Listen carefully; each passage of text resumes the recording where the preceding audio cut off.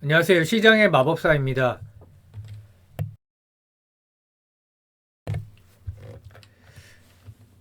자, 콜마 홀딩스하고 한국콜마 지분 구조를 다시 복습을 해보면 콜마 홀딩스 주가 영향력이 사실 가장 큰 거는 한국콜마죠. 26.3%. 그리고 콜마 홀딩스의 또 자회사 중에 콜마 B&H 이 건기식 OEM, ODM 업체인데 지금 뭐 경기 침체로 실적이 안 좋죠. 44%, 44.6% 지배하고 있는데 1Q 매출은 아직도 좋지는 않습니다. 매출은 16.3% 증가했지만 영업이익은 0.4% 감소. 그리고 한국콜마 같은 경우에는 1Q 컨센이 일회성 비용으로 실적이 컨센 대비 하회를 기록을 했고 또 연후 흡수 합병을 했죠. 그리고 한국콜마가 HK 이노엔을 43% 지배를 합니다. 그래서 HK 이노엔은 컨센이 낮아졌는데 그거에 좀 부합한 실적을 기록을 했고 특이사항은 전공의 파업으로 실적 추정치가 하향 조정되고 있다. 근데 그 사업 자체가 전공의 파업의 영향을 크게 받는 그런 사업은 아니에요. 그 제품 같은 게.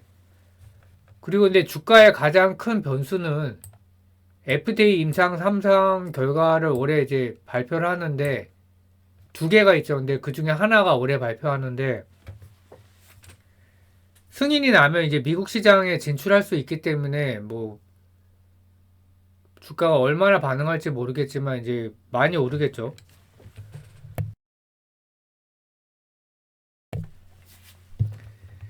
그래서 한국콜마 주가를 보면 작년 8월에 고점 돌파는 실패를 했어요.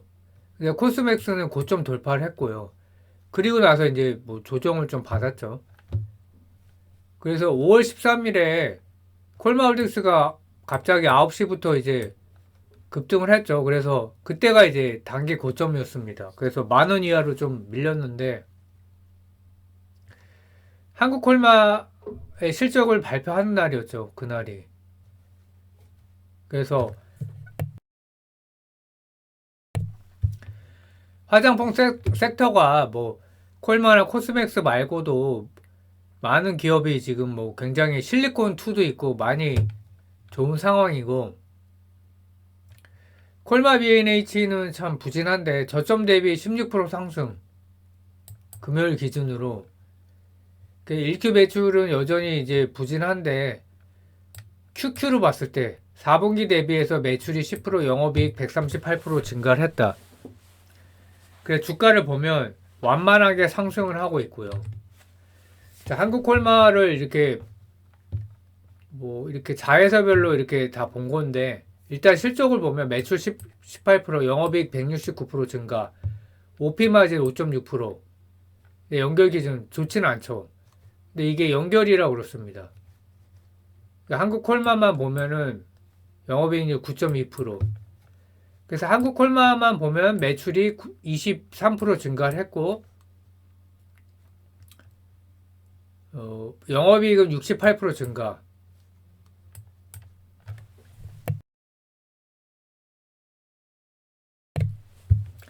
그 연후가 33% 증가 매출이 적자 아직도 적자죠. 그 다른 데는 사실 뭐 사이즈가 작기 때문에 큰 의미는 없고 HK 이노엔이 매출이 15% 증가, 영업이익 206% 증가 뭐 이 정도로 정리를 하고 1Q 실적을 리뷰를 해보면 제일 중요한 게 컨센 대비해서 거의 12%를 그 하회를 했다. 이게 이제 고점 대비 고점 돌파 실패 이후에 가장 큰 거죠. 코스맥스 같은 경우에는 컨센을 크게 상회를 하면서 작년 8월에 고점을 돌파를 했고요. 왜 컨센을 하회했냐? 자회사 일회성 비용 지급이 총 43억이 있었다. 그래서 국내 수주가 급증했다. 40% 증가.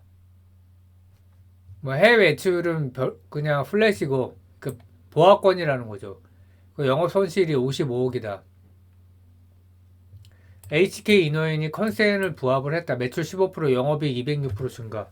영업이익률 8.2%. 이렇게 좋은데도 주가에는 어느 정도 반영이 돼 있다는 거죠.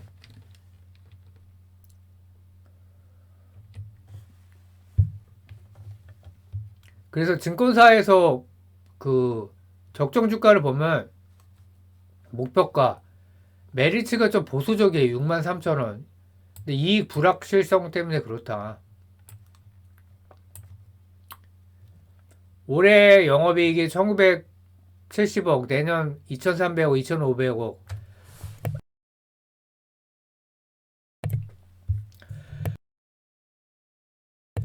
그러니까 23년이 턴어라운드가 가장 뭐 이익 증가 폭이 가장 컸고 이제 점점 둔화가 되는 거죠. 근데 이제 잘 봐야 되는 게 순이익, 특히 지배주지 순이익인데 이게 상당히 이제 영업이익과 괴리가 크죠. 그러니까 이거를 잘 봐야 돼요.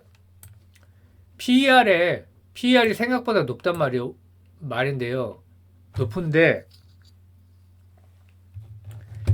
올해 이제 18, 내년에 12. 그러니까 이게 이제 생각보다 높은 거예요. 그래서 근데 이제 이베스트에서 보면은 여기는 좀 더 이제 추정치가 높죠. 순이익의 또 추정치가 높은데 이게 변수라는 거예요. 그래서 PER도 12, 내년은 9, 뭐 이제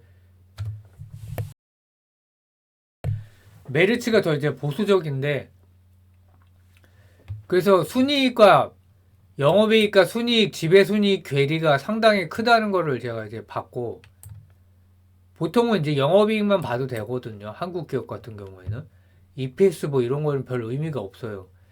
근데 왜 괴리가 크냐 봤더니 그 부채 비율도 높지 않은데 단기 차입금이 굉장히 많았다. 1Q 기준으로 6,236억. 그 이자 비용이 120억이나 됐다.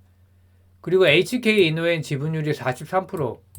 연결 기준이지만 연결로 잡히지만 이제 실제 이익 잡힐 때는 43%만큼만 잡히니까 그래서 이제 좀 이런 게 있다. 컨센을 하회하고 게다가 이제 순이익 지배주식 순이익까지 가면은 깎이는 게 많다.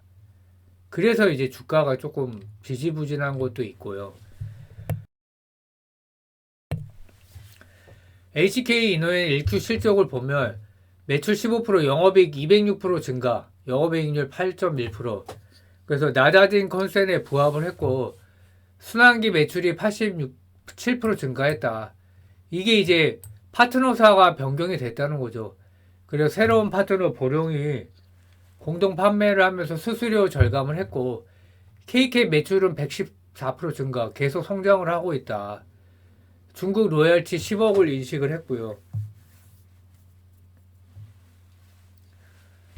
그래서 24년 매출이 9.5%, 영업이익은 43에서 49% 성장 전망. 근데 전공이 장기 파업을 반영을 했는데 계속 진행 중이기 때문에 추가 변수가 되고 있다. 그래서 24년 주가 모멘텀 중에 가장 큰 거는 K캡의 미국 임상 3상 결과다. 그 비미란성 식도염의 임상 결과를 발표하고 미란성은 25년 예상이고요.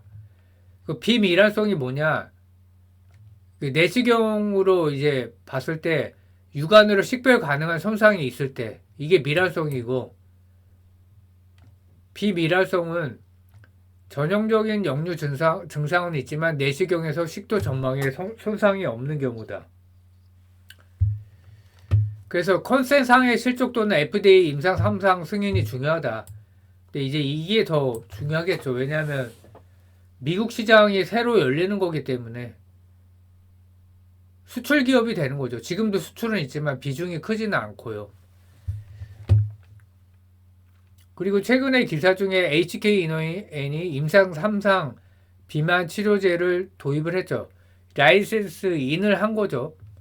그래서 그 대상 회사가 중국 사이윈드 바이오사이언스 임상 3상 진행 중인데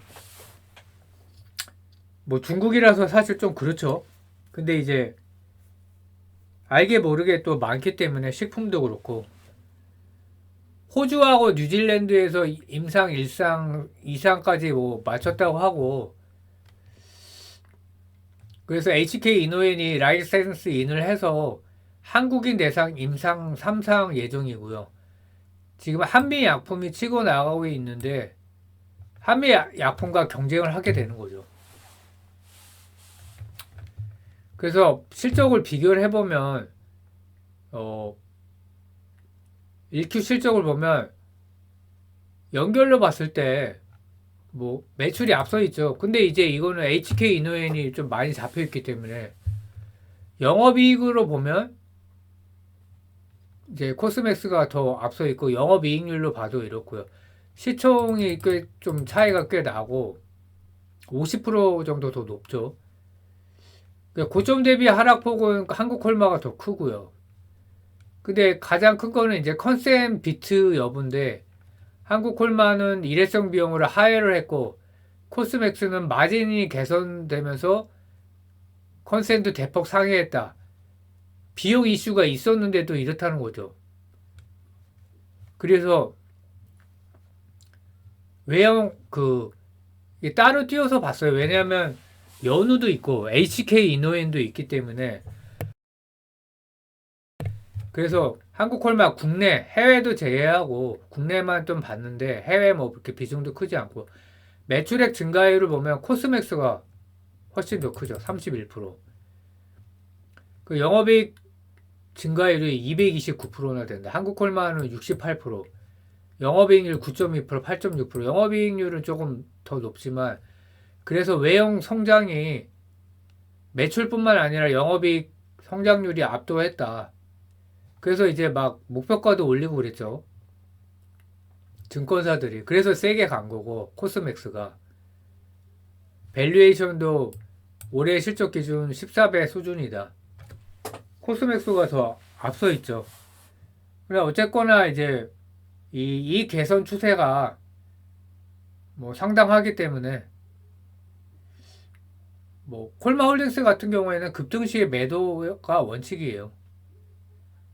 예, 그래서 뭐 여전히 이제 상승 여력은 뭐 있다고 보고 있고 뭐 저는 콜마홀딩스를 보고 있으니까요. 그래서 화장품 섹터 전체가 지금 뭐 엄청난 호황이어 갖고 계속 뭐 좋게 갈 것 같습니다. 예. 감사합니다. 주말 잘 보내시고 또 다음 주에 뵙겠습니다.